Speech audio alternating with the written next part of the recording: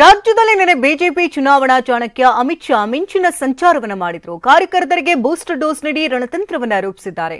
ಅತ್ತ ಅಮಿತ್ ಶಾ ಭೇಟಿಗೆ ಕಾಂಗ್ರೆಸ್ ನಾಯಕರು ಕಿಡಿಕಾರಿದ್ದು, ಕೇಳಿದ್ರೂ ಬರ ಪರಿಹಾರ ಕೊಟ್ಟಿಲ್ಲ, ಈಗ ಸುಳ್ಳು ಹೇಳ್ತಿದ್ದಾರೆ, ಎಲೆಕ್ಟ್ರಲ್ ಬಾಂಡ್ ಸರದಾರ ಅಂತ ತಿರುಗೇಟನ್ನ ಕೊಟ್ಟಿದ್ದಾರೆ.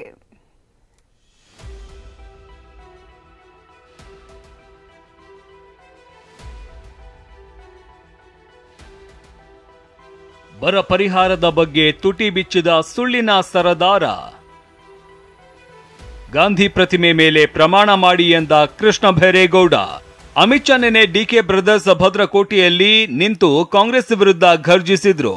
ಇದಕ್ಕೆ ಪ್ರತಿಯಾಗಿ ಕಾಂಗ್ರೆಸ್ ನಾಯಕರು ಕೌಂಟರ್ ಕೊಟ್ಟಿದ್ದಾರೆ. ಕಂದಾಯ ಸಚಿವ ಕೃಷ್ಣ ಭೈರೇಗೌಡ ನಿನ್ನೆ ಸುದ್ದಿಗೋಷ್ಠಿ ನಡೆಸಿ ಕೇಂದ್ರ ಬರ ಪರಿಹಾರ ನೀಡಿಲ್ಲ, ಹಣ ರಿಲೀಸ್ ಮಾಡ್ತೀವಿ ಅಂತ ಸಿಎಂಗೆ ಮಾತು ಕೊಟ್ಟಿರ್ಲಿಲ್ವಾ, ಗಾಂಧಿ ಪ್ರತಿಮೆ ಮೇಲೆ ಪ್ರಮಾಣ ಮಾಡಿ ಅಂತ ಅಮಿತ್ ಶಾಗೆ ಸವಾಲು ಹಾಕಿದ್ರು.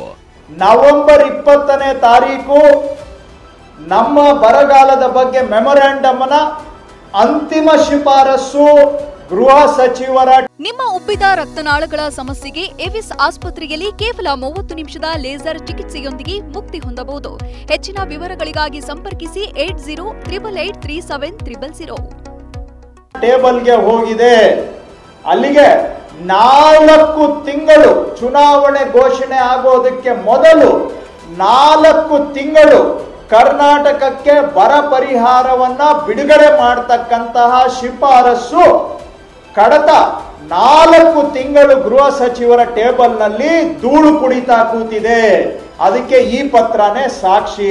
ನಾನು ಇವತ್ತು ನೇರವಾಗಿ ಮಾನ್ಯ ಗೃಹ ಸಚಿವರಿಗೆ ಸವಾಲಾಗ್ತಾ ಇದ್ದೇನೆ.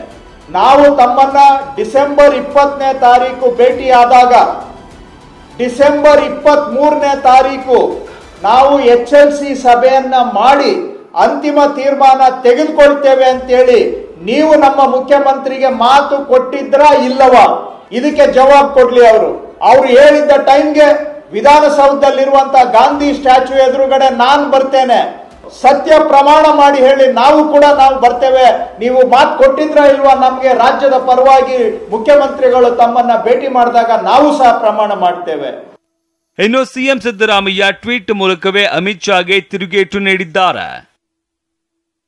ಸನ್ಮಾನ್ಯ ಗೃಹ ಸಚಿವ ಅಮಿತ್ ಶಾ ಅವರೇ, ನಿರೀಕ್ಷಿಸಿದಂತೆಯೇ ರಾಜ್ಯದಲ್ಲಿ ನಿಮ್ಮ ಪಕ್ಷದ ಚುನಾವಣಾ ಪ್ರಚಾರವನ್ನ ಸುಳ್ಳುಗಳ ಮೂಲಕವೇ ಉದ್ಘಾಟಿಸಿದ್ದೀರಿ. ಇದಕ್ಕಾಗಿ ಅಭಿನಂದನೆಗಳು. ರಾಜ್ಯ ಸರ್ಕಾರ 3 ತಿಂಗಳು ವಿಳಂಬವಾಗಿ ಬರ ಪರಿಹಾರ ಕೋರಿ ಮನವಿ ಸಲ್ಲಿಸಿತ್ತು. ಅಷ್ಟರಲ್ಲಿ ಚುನಾವಣೆ ಘೋಷಣೆಯಾಗಿರುವ ಕಾರಣ ಪರಿಹಾರ ನೀಡಲು ಸಾಧ್ಯವಾಗಿಲ್ಲ ಎಂಬ ಅಪ್ಪಟ ಸುಳ್ಳನ್ನ ರಾಮನಗರದಲ್ಲಿ ನಡೆದ ಚುನಾವಣಾ ಪ್ರಚಾರ ಸಭೆಯಲ್ಲಿ ನೀವು ಹೇಳಿದ್ದೀರಿ.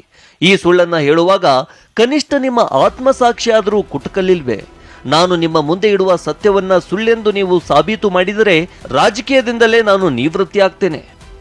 ನಿನ್ನೆ ಮೈಸೂರಲ್ಲೂ ಕೇಂದ್ರದ ವಿರುದ್ಧ ಗುಡುಗಿದ ಸಿಎಂ ಅಮಿತ್ ಶಾ ತಮ್ಮ ಮನೆಯಿಂದ ಪರಿಹಾರ ಕೊಡ್ತಾರಾ, ಅದೇನು ನಮಗೆ ಭಿಕ್ಷೇನಾ ಅಂತ ಕಿಡಿಕಾರಿದ್ರು. ಪರಿಹಾರ ಕೊಟ್ಟಿದ್ದಾರೆ ಅಮಿತ್ ಶಾನೇ ಚೇರ್ಮನ್, ಅದಕ್ಕೆ ಮೇಕೆದಾಟುಗೆ ಪರ್ಮಿಷನ್ ಕೊಟ್ಟಿದಾರ, ಬಾದಾಯಿಗೆ ಎನ್ವೈರನ್ಮೆಂಟ್ ಕ್ಲಿಯರೆನ್ಸ್ ಮಾಡಿದಾರ, ಆಮೇಲೆ 15th ಫೈನಾನ್ಸ್ ಕಮಿಷನ್ ಶಿಫಾರಸ್ ಮಾಡಿರ್ತಕ್ಕಂಥ ಪರಿಹಾರ ಕೊಟ್ಟಿದಾರ, ಅಪ್ಪರ್ ಭದ್ರಾ ಪ್ರಾಜೆಕ್ಟ್ಗೆ 5300 ಕೋಟಿ ಕೊಡ್ತೀವಿ ಅಂತ ಕೊಟ್ಟಿದಾರ. ಯಾಕೆ ಓಟ್ ಕೊಡ್ಬೇಕು ಅವ್ರಿಗೆ? ಅಮಿತ್ ಶಾ ಆಕ್ಚುಲಿ ಅವರಿಗೆ he has no moral right. ಇನ್ನು ಡಿಸಿಎಂ ಡಿಕೆ ಶಿವಕುಮಾರ್ ಸಹ ಅಮಿತ್ ಶಾ ರಾಜ್ಯ ಪ್ರವಾಸಕ್ಕೆ ಕಿಡಿಕಾರಿದ್ದು, ಬರಗಾಲಕ್ಕೆ ಯಾಕೆ ಕೇಂದ್ರ ಸರ್ಕಾರ ಸಹಾಯ ಮಾಡಲಿಲ್ಲ ಅಂತ ವಾಗ್ದಾಳಿ ನಡೆಸಿದ್ರು. ಅಮಿತ್ ಶಾ ಬಂದಿದ್ದಾರೆ ನಮ್ಮ ರಾಜ್ಯಕ್ಕೆ, ಬೇರೆ ಏನು ಅವ್ರು ಹೇಳೋದು ಬೇಡ, ಬರಗಾಲಕ್ಕೆ ಆಗಿರುವಂತ ಅನ್ಯಾಯ ಯಾಕೆ ನಮ್ಗೆ ದುಡ್ಡು ಕೊಡ್ಲಿಲ್ಲ, ನಮ್ಮ ಹಕ್ಕು ತೆರಿಗೆ, ನಮ್ಮ ಹಕ್ಕಿಗೆ ಏನು ಉತ್ತರ ಕೊಡ್ತಾರೆ, ಬರಗಾಲದಲ್ಲಿ ನೀವು ಏನು ಸಹಾಯ ಮಾಡಲಿಲ್ಲ, ಯಾಕೆ ಮಾಡಲಿಲ್ಲ, ಕರ್ನಾಟಕದ ಜನತೆ ಬಗ್ಗೆ ನಿಮ್ಗೆ ವಿಶ್ವಾಸ ಇಲ್ವಾ? ಇಷ್ಟಕ್ಕೆ ಉತ್ತರ ಕೊಟ್ಟು ಹೋದ್ರೆ ಸಾಕು. ಒಂದ್ ಕಡೆ ಅಮಿತ್ ಶಾ ಭರ್ಜರಿಯಾಗಿ ಮತ ಶಿಕಾರಿ ನಡೆಸಿದ್ದಾರೆ, ಮತ್ತೊಂದ್ ಕಡೆ ಕಾಂಗ್ರೆಸ್ ನಾಯಕರು ಕೇಂದ್ರದ ವಿರುದ್ಧ ಬರ ಪರಿಹಾರದ ಅಸ್ತ್ರ ಬಿಟ್ಟಿದ್ದಾರೆ. Bureau report, TV9.